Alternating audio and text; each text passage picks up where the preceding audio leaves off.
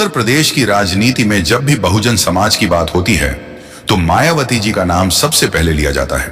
वो सिर्फ एक नेता नहीं बल्कि करोड़ों दलितों, पिछड़ों, गरीबों और वंचितों की आवाज है। हाल ही में एक ऐसा मामला सामने आया जिसमें मायावती जी की ताकत और जन समर्थन ने उत्तर प्रदेश की योगी सरकार को एक बड़ा फैसला बदलने पर मजबूर कर दिया। योगी आदित्यनाथ सरकार ने फैसला लिया था कि उत्तर प्रदेश के वे सरकारी प्राथमिक स्कूल जिनमें 50 से कम बच्चे पढ़ते हैं उन्हें बंद कर दिया जाएगा। सरकार का तर्क था कि इन स्कूलों को मिलाकर दूसरे स्कूलों में जोड़ा जाएगा ताकि संसाधन बचें और शिक्षा की गुणवत्ता सुधरे। लेकिन असल में यह फैसला गरीब, ग्रामीण और पिछड़े इलाकों के बच्चों की शिक्षा को पूरी तरह खत्म करने जैसा था, क्योंकि इन छोटे स्कूलों में ज्यादातर वे ही बच्चे पढ़ते हैं जो दूर दराज के गांवों में रहते हैं, जिनके पास साधन नहीं होते और जिनके माँ बाप मजदूरी या खेतों में काम करते हैं। जैसे ही ये खबर फैली, समाज के तमाम तबकों में चिंता फैल गई। लोगों को लगने लगा कि सरकार जानबूझकर बहुजन समाज के बच्चों को शिक्षा से वंचित करना चाहती है। ऐसे में मायावती जी ने तुरंत इस मुद्दे को उठाया। उन्होंने साफ कहा कि यह फैसला संविधान के खिलाफ है और इससे करोड़ों गरीब बच्चों का भविष्य अंधकार में चला जाएगा। उन्होंने जनता से अपील की कि वह इस फैसले का विरोध करें और बच्चों की शिक्षा का अधिकार छीनने नहीं दें। मायावती जी के इस बयान के बाद पूरा बहुजन समाज जाग गया। जगह जगह पर विरोध प्रदर्शन शुरू हो गए। सोशल मीडिया पर लाखों लोगों ने सरकार के इस फैसले के खिलाफ आवाज उठाई। गांव-गांव, शहर-शहर में लोग मायावती जी के साथ खड़े हो गए और एक ही मांग करने लगे, छोटे स्कूलों को बंद मत करो, हमारे बच्चों की पढ़ाई मत छीनो। इस जन आंदोलन की ताकत इतनी बड़ी थी कि सरकार को भी पीछे हटना पड़ा।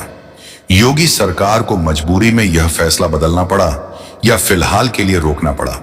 उन्होंने कहा कि फिलहाल कोई स्कूल बंद नहीं किया जाएगा और इस पर दोबारा विचार किया जाएगा। इस घटना ने एक बार फिर यह साबित कर दिया कि मायावती जी सिर्फ राजनीति नहीं करती बल्कि जमीन से जुड़ी हुई एक सच्ची जननेता है। उन्होंने ये दिखा दिया कि अगर जनता उनके साथ खड़ी हो जाए तो किसी भी सरकार को झुकना पड़ता है। उन्होंने यह भी बताया कि शिक्षा सिर्फ अमीरों का हक नहीं बल्कि गरीबों का भी उतना ही अधिकार है। अगर यह फैसला लागू हो जाता तो लाखों बच्चे स्कूल जाने से वंचित हो जाते। उन्हें कई किलोमीटर दूर दूसरे स्कूलों में भेजना पड़ता, जो गरीब परिवारों के लिए संभव नहीं होता। इससे स्कूल छोड़ने वाले बच्चों की संख्या बढ़ जाती और शिक्षा में असमानता और गहराती। मायावती जी ने इस सच्चाई को समय रहते समझा और आवाज उठाई। यह सिर्फ एक राजनीतिक जीत नहीं थी बल्कि यह सामाजिक न्याय की जीत थी। यह बाबा साहब भीमराव अंबेडकर द्वारा दिए गए शिक्षा के अधिकार की रक्षा थी। यह संविधान में दिए गए बराबरी के हक की रक्षा थी। मायावती जी ने फिर से साबित कर दिया कि वे केवल दलितों की नेता नहीं बल्कि गरीबों, पिछड़ों, किसानों, महिलाओं और मजदूरों की भी नेता हैं। इस आंदोलन से यह भी सीख मिलती है कि जब जनता संगठित होती है और अपने हक के लिए आवाज उठाती है तो कोई भी सरकार उनके अधिकार नहीं छीन सकती। मायावती जी ने न केवल सरकार के फैसले को रोका बल्कि लाखों गरीब परिवारों को उम्मीद दी कि उनकी लड़ाई लड़ने वाला कोई है। आज देश में जब शिक्षा को निजीकरण की ओर ले जाया जा रहा है तब ऐसे नेता की जरूरत है जो बिना डर के सीधे सपाट तरीके से जनता के मुद्दे उठाए। मायावती जी ने यही किया। उन्होंने बता दिया कि राजनीति सिर्फ कुर्सी के लिए नहीं होनी चाहिए बल्कि लोगों के अधिकारों की रक्षा के लिए होनी चाहिए।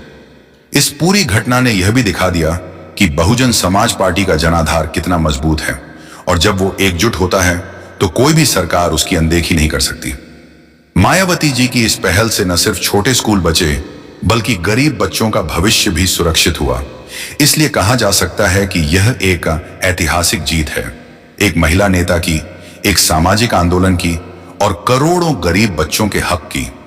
मायावती जी ने एक बार फिर साबित कर दिया कि वो सिर्फ एक नाम नहीं बल्कि एक विचारधारा है जो बाबा साहब अंबेडकर के रास्ते पर चलकर सामाजिक बदलाव लाने में सक्षम है।